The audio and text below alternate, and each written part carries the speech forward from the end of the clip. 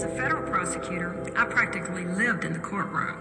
Last year, I tried the biggest child pornography case in history and sent the smut peddler away for life. You said that you put that smut peddler away for life. Yeah, that's right, and I'm proud of it. But you know what? I wasn't campaigning. I would voluntarily do this case again, free.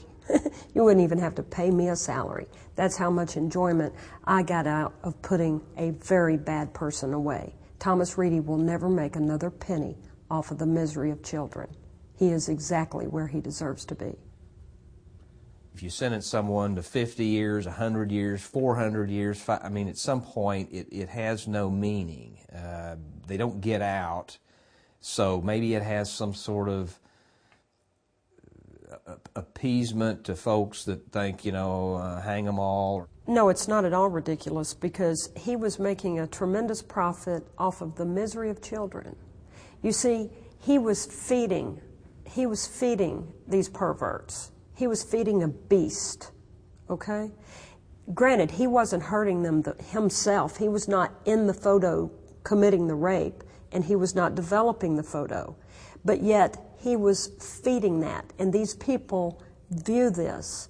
They are excited by it. They're stimulated. Their appetite is whetted, and then they go out and they act on it. So, in my mind, he just facilitated the rape of a child, and so he should have a very harsh sentence.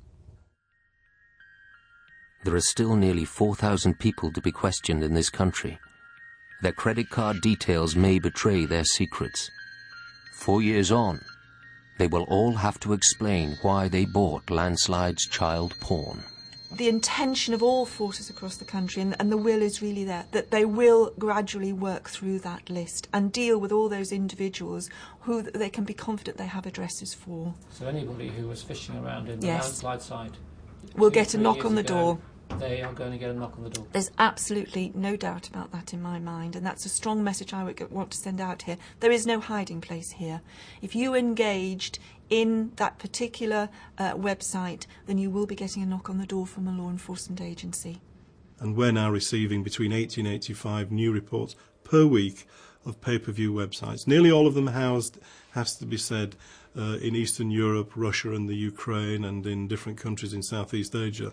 But this is an astonishing growth, and I'm absolutely certain that one of the reasons why we're seeing this growth in these pay-per-view websites is precisely because, following the Landslide case, criminals all over the world realized just how much money there was to be made in it. Well, I was never naive enough to believe that by putting Thomas Reedy in prison that we would put an end to child pornography.